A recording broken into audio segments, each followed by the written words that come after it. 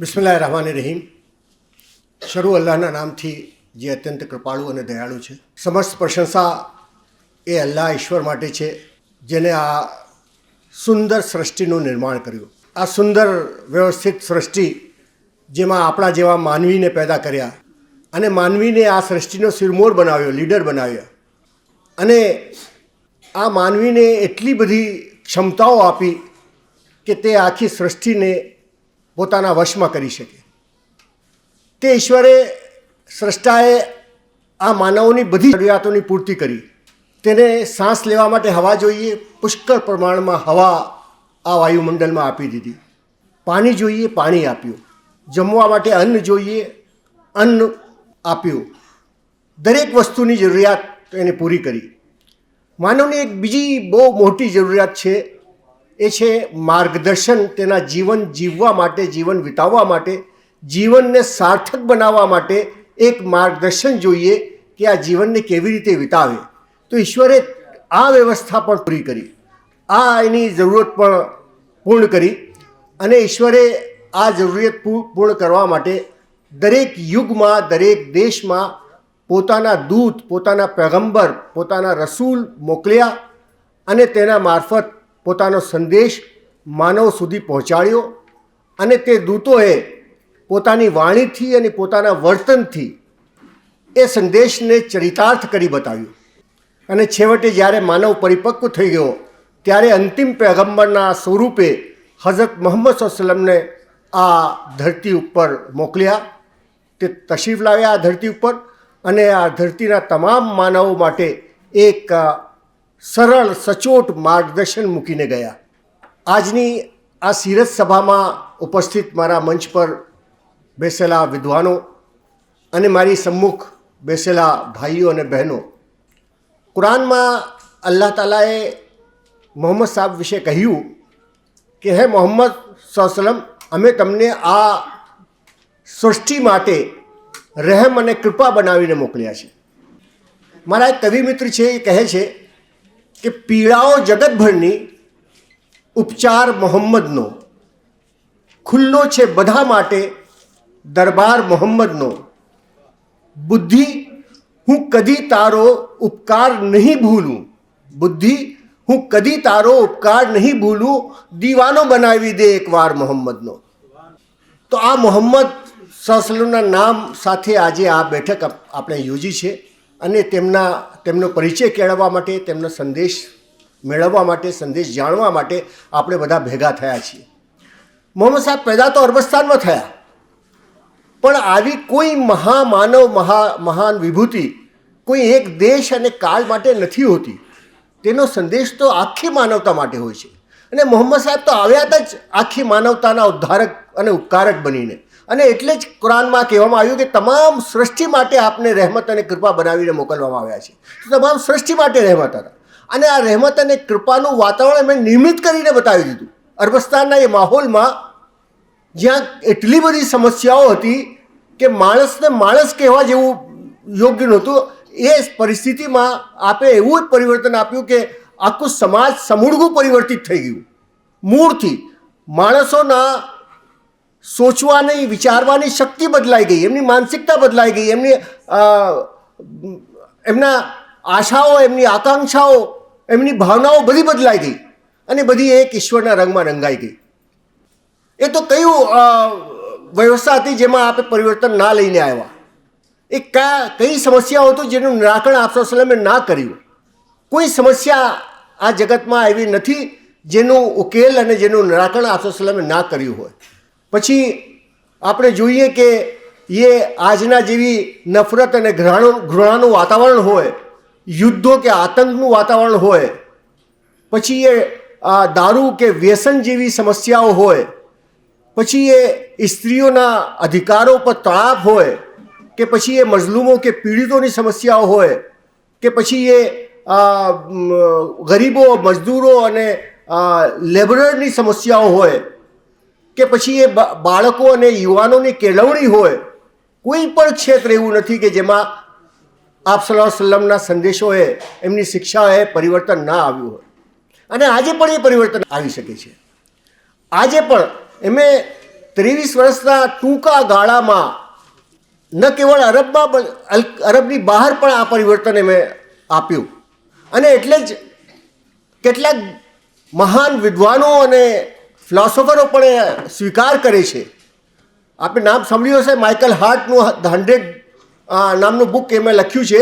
એમાં એમે 100 એવી વ્યક્તિઓ આખા વિશ્વની જેને વિશ્વ પર પ્રભાવ નાખ્યો હોય એમનું લિસ્ટ બનાવ્યું છે. ને એ લિસ્ટમાં સૌથી પ્રથમ નામ હઝરત મોહમ્મદ સલ્લલ્લાહુ મૂક્યું છે કે ભૌતિકતા અને નૈતિકતા, ધાર્મિકતા દરેક ક્ષેત્રમાં જે પ્રભાવ મોહમ્મદ સાહેબે નાખ્યો છે આ વિશ્વમાં બીજી કોઈ વ્યક્તિ એવી નથી જેને આ પ્રભાવ નાખ્યો હોય.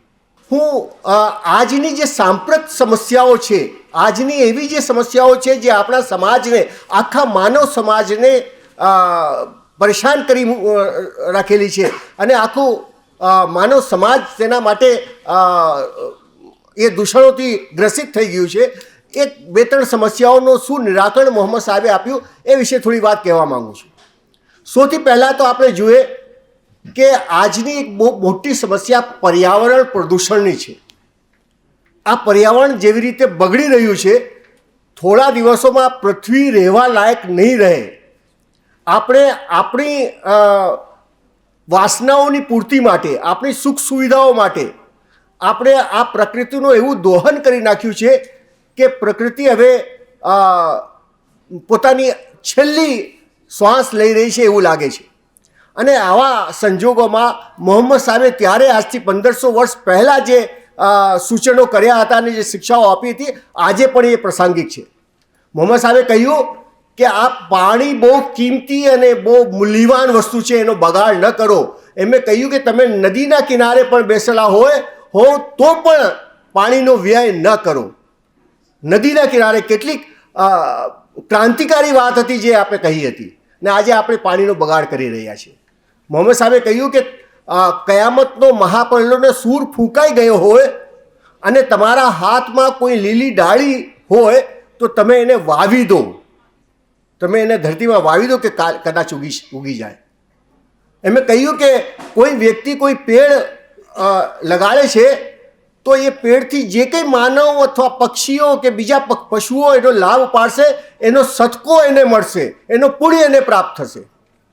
આ પર્યાવરણની જાળવણી અને એના માટેની આપણી શિક્ષાઓ. આજે એક બીજી સમસ્યા છે અને એ છે ઉપભોક્તાવાદની. આજે કન્ઝ્યુમરિઝમ કે આ લોભાવણી જે જાહેરાતો છે, આ સેલિબ્રિટીઝના જે વિડીયો આવે છે અને જ્યાં ઇઝી લોન મળી જાય છે એના કારણે લોકો એ બધી વસ્તુઓ જેની કંઈ જરૂર નથી હોતી એની લાઈફમાં એ લેવા માટે પણ તળપાપડ થઈ ગયા છે.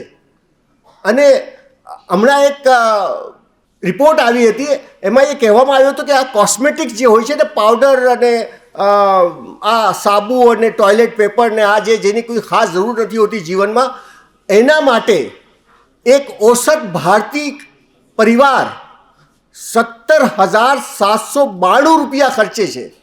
વિચારો તમે કે આજના આ ભારતીય, જ્યારે કેટલાક લોકો તો 17,000 મહિનાના કમાઈ નથી શકતા, સરેરાશ એવરેજ એક પરિવાર 17,792 રૂપિયા આ સાબુ અને કોલગેટના એવી વસ્તુઓ પર ખર્ચે છે.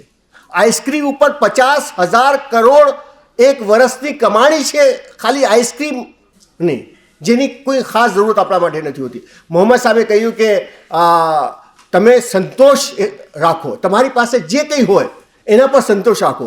તમને આજનાનું ખાવાનું મળી ગયું હોય, કાલ માટે તમારી પાસે વ્યવસ્થા હોય, રાતના ઊંઘ આવે, તમારાથી વધારે સુખી માણસ કોઈ નથી. અને મોહમ્મદ સાહેબે કહ્યું કે તમે ભૌતિકતાની દ્રષ્ટિએ તમારાથી નીચેના લોકોને જુઓ અને નૈતિકતાની દ્રષ્ટિએ તમારાથી ઉપરના લોકોને જુઓ. તમારાથી સારો માણસ કોણ છે નૈતિકતાના એમની પાસે જુઓ. અને ભૌતિકતાની દ્રષ્ટિએ કે તમારી પાસે તો સ્કૂટર છે ને, કોઈની પાસે તો સાયકલ પણ નથી, તમારી પાસે મકાન રહેવા માટે છે, કોઈની પાસે તો ફૂટપાથ પર સૂવા માટેની જગ્યા પણ નથી.